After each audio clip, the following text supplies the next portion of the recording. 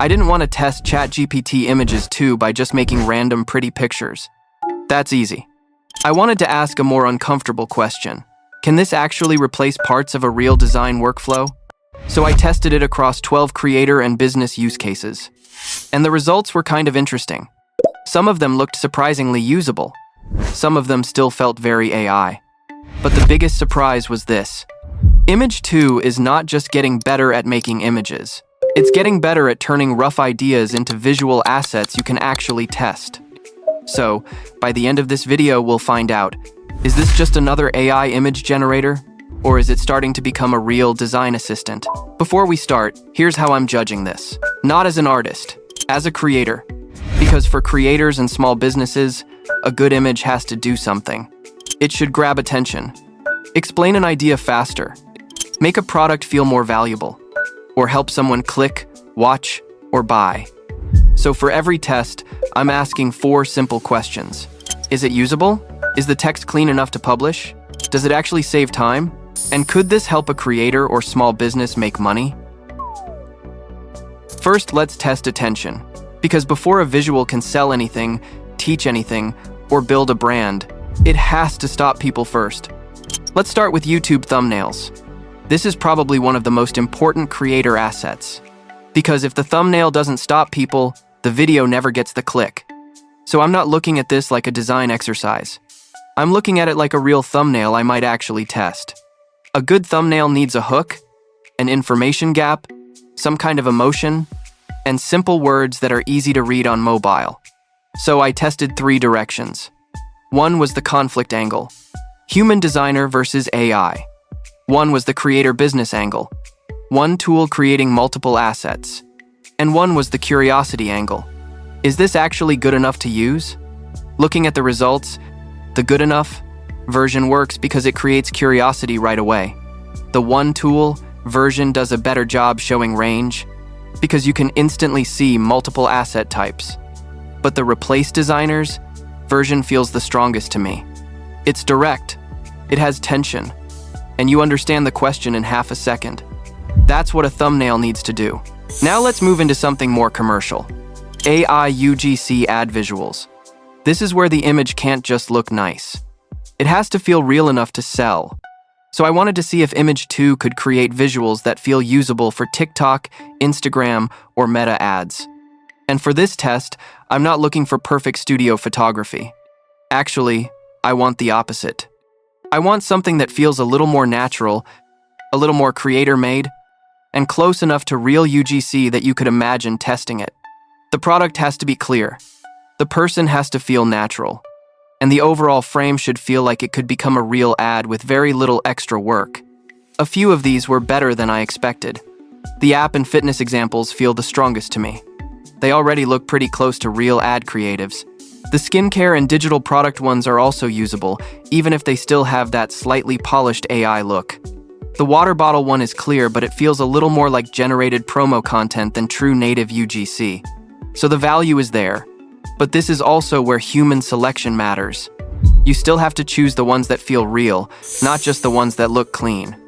This next one is easy to overlook. YouTube community post images. A lot of creators publish the video, and then the promotion basically stops. But a good community post can bring people back, create curiosity, and restart the conversation. So I tested 3 angles. I tested this AI tool. Can this replace a designer? And which image looks more real? These feel very usable. The first one is simple and direct. The replace a designer version is probably the best for comments because it naturally creates debate. And the which image looks more real post feels the most interactive. It's simple, but that's why it works. People instantly understand what they're supposed to respond to. These don't feel like random promo graphics. They feel like actual community post assets. So for attention assets, Image 2 is already pretty strong. The best results all have one clear job. Stop the scroll. That's the pattern I'm seeing so far. It's not about making the prettiest image. It's about making something people react to. Imagine you have one simple product photo, but you don't have the budget for a full photo shoot. That's where product lifestyle images get really interesting. The product doesn't always need a person holding it. Sometimes it just needs to look more useful, more premium, and more ready to sell. For small businesses, a basic product photo usually isn't enough. You need the same product in different selling environments: a kitchen, a gym, an office desk, or a travel setup. So I tested whether Image 2 could take one simple product image and turn it into multiple lifestyle scenes. And this is one of the more practical results. The travel and office scenes feel the strongest. They make the product look premium and easy to understand right away. The gym and kitchen versions are a little more generic, but still usable as first draft e-commerce visuals. And that's the real value here. One basic product photo can quickly become multiple selling environments. Then I pushed it further and tested an Amazon A+ style product page. This one actually surprised me. It's not just placing the bottle into a nicer scene. It's trying to package the product like a real e-commerce page. The hero section is clean. The benefit icons make it feel more professional. And the lifestyle section gives the product a real use case. Would I publish it exactly as is? Probably not. I'd still check the text, spacing, and product accuracy. But as a first draft, this is genuinely useful. This is where Image 2 starts to feel less like a random image generator, and more like a design assistant for small e-commerce brands. Next, I tested digital product covers. And this one matters a lot for creators, because creators are not just posting content anymore. They're selling prompt packs, ebooks, templates, systems, and guides. And whether we like it or not, the cover changes how the product feels. A weak cover makes the offer feel cheap. A strong cover can make the same product feel more polished, more useful, and more worth paying for. So I wanted to see if Image 2 could create covers that feel sellable, not just pretty, sellable. Looking at the results, a couple of these honestly feel ready to test. The cleaner ones give me that quick reaction of, okay, this looks like a real product. Some feel more serious. Some are better at grabbing attention. But the strongest ones do the most important thing. They make the offer feel real. That's the point. A good digital product cover doesn't just decorate the product. It increases perceived value. Then I tested course and webinar promo images. This is important because when you sell education, people are not just judging the information. They're judging the offer. Does it look valuable? Does it look professional? Does it feel worth their time? So I tested 3 offers. AI UGC Ads Masterclass. Build your first AI influencer. And monetize with AI workflow system. The AI UGC Ads Masterclass one feels the most immediately sellable. The face, screen mockup, and CTA make it feel like a real webinar or landing page graphic. The AI influencer one has a cooler, more cinematic vibe. It looks polished, but it's a little less clear at first glance. The monetize with AI workflow system image feels the most premium and system-based. That one gives me more of a serious training product feeling. Overall, these don't feel like random AI posters. They feel like offer packaging. And for online education, that matters. This is where the tool starts to feel more serious. Because now we're not just asking, can it make something look good? We're asking, can it make something feel more valuable? And for creators or small businesses, that's where the money is. Now let's go one level higher. What if you don't just need one image? What if you need a system? A content system, a brand system, a teaching system, or an ad testing system? First, I tested social media content packaging. Not just one post, a full content system. I started with an Instagram creator profile mockup, and my first reaction was, this actually feels pretty real. The layout, profile structure, highlights, and content grid feel like something a real AI creator or digital entrepreneur could use. The strongest part is the branding. You immediately understand the niche. AI tools, monetization, creator tips, and digital products. Then I tested a carousel called 5 Ways AI Creators Can Make Money in 2026. This one impressed me for a different reason. It doesn't feel like a bunch of random AI slides. The colors, typography, layout, and overall creator business vibe all feel connected. The cover grabs attention. The middle slides explain the idea clearly. And the CTA slide actually feels useful for engagement. It still has a slightly polished AI feel, but it's surprisingly close to something a real creator could post. Next, I tested infographics for tutorial videos. And this is a big one if you make educational content. because when you're explaining a workflow, visuals can make everything easier to understand. So I gave Image 2 a creator workflow. Product photo, to AI influencer, to UGC ad, to video ad, to landing page. And this one feels genuinely useful. You can look at it for 2 seconds and understand the process. Is it the most beautiful graphic in the world? No, but that's not the point. For a tutorial video, clarity matters more than decoration, and this does the job. It gives the viewer a simple map to follow. That can make the whole video feel more professional. Then I tested an AI tool comparison chart. This is useful because viewers don't just want to know what a tool can do. They want to know which tool is better for their use case. So I compared Image 2, Mid-Journey, Nano Banana Pro, and Flux across 5 creator needs. And at first glance, this chart works. It's not trying too hard to be fancy, which I actually like.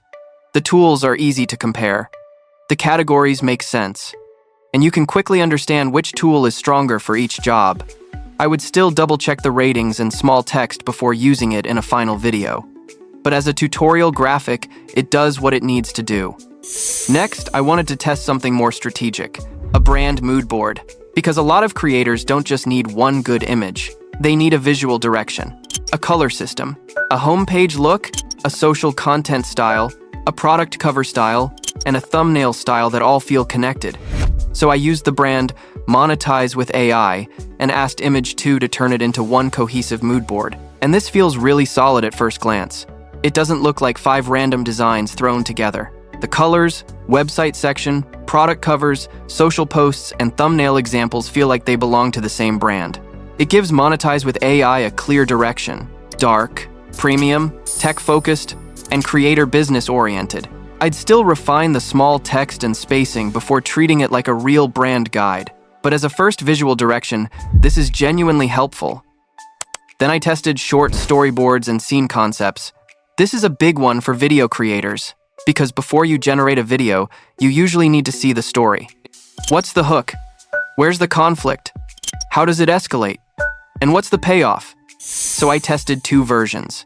A 9-panel storyboard from one uploaded image, and a comic-style storyboard from a character or story idea. These results were more useful than I expected. The 9-panel version clearly shows the hook, tension, escalation, and ending. It already feels like a visual plan for a YouTube short, not just a random grid of images. The comic-style version feels more dramatic. The expressions are stronger, there's more movement, and it has more of that viral short-form feeling. It's not perfect. I'd still refine the captions and tighten the story beats, but as a fast way to turn one idea into a visual sequence, this is valuable. And for the final test, I wanted to try add creative variations. This might be the most commercial use case in the whole video, because with ads, one creative is rarely enough. The real game is testing. Different backgrounds, different people, different headlines, different pain points, different CTAs. So I gave Image 2 one offer and pushed it across different testing angles. And this is one of the strongest results. The variations actually feel testable. They're not just tiny design changes. The backgrounds, people, headlines, pain points, and CTAs give you different angles you could genuinely compare in an ad campaign. Some layouts are a little crowded, and I'd clean up the small text before running anything. But the core idea is strong. This is where Image 2 feels less like a design toy, and more like a creative testing assistant. For marketers and creators, that's a big deal. At this point, the pattern is pretty clear. Image 2 gets more powerful when you don't just need one image. You need a system, a content system, a brand system, a teaching system, a storytelling system, or an ad testing system. That's where the tool starts to feel genuinely useful. So after all 12 tests, here's my honest take. ChatGPT Images 2 is not perfect, but it is useful. Very useful. Its biggest strength is not just image quality, it's speed to visual direction. You can take a rough idea and quickly turn it into something you can react to, compare, and improve. That can save a lot of production time. But there are limits. Some layouts need cleanup. Some text needs to be checked. Product details can shift. And if you're using these visuals for e-commerce, ads, or paid products, you still need to review everything before publishing. The important thing is this. Image 2 can generate visuals, but it cannot fully understand your audience. Your offer, your positioning, or your analytics. That part is still your job. So what does this mean for designers and creators? I don't think this means design is dead. That's too simple. But it does change what people are willing to pay for. Basic production work gets cheaper. Simple graphics, product mock-ups, social post designs, thumbnail concepts, and first draft ad creatives are becoming easier to create. So if someone's only value is pushing pixels or making basic layouts, that part becomes more replaceable. But higher value skills matter even more now. Taste, strategy, positioning, audience understanding, offer design, brand consistency, and knowing which visual will actually help someone click, watch, trust, or buy. For creators, this is a big advantage. You can create more visual assets without needing a full design team. For designers, the opportunity is still there. It just moves up the value chain. The designer of the future is not only someone who makes images, it's someone who can direct AI, choose the best output, fix what matters, and turn visuals into business results. So if you want to use ChatGPT Images 2 inches a practical way, here's how I'd think about it. First, don't start with the image. Start with the job. What is this visual supposed to do? Get clicks? Sell a product? Explain an idea? Build trust? Make an offer feel more valuable? Because a pretty image is not always a useful image. Second, don't generate one version and stop. Generate variations. Different hooks, layouts, backgrounds, headlines, and angles. One image is a guess. 10 images give you something to compare. And third, turn this into a workflow. For thumbnails, build a thumbnail system. For ads, build an ad variation system. For digital products, build a product packaging system.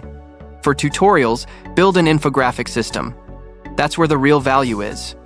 Not random AI images. Visual assets that support a real creator business. So my final take is this. ChatGPT Images 2 is not a magic button, but if you understand your audience, your offer, and the kind of visuals that get attention, this tool can help you move much faster. For me, the biggest opportunity is not image generation. It's workflow. So I don't think the real question is, can AI replace design? The better question is, can you use AI to build a better visual system? And that's where creators and small businesses can really win. Subscribe for more practical AI workflows, creator tools, and monetization systems. And in the next test, I'll go deeper into real thumbnails, real ad creatives, and real digital product covers.